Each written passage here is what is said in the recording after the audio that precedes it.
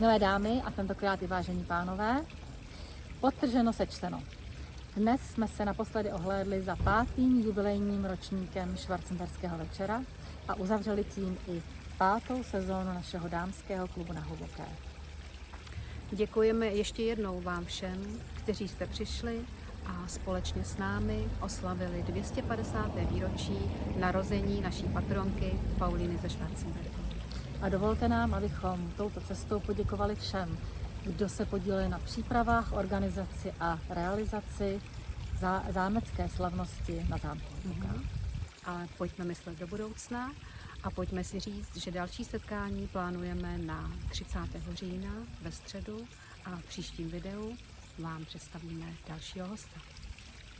Budeme se na vás těšit a přejeme krásný konec bavýho léta.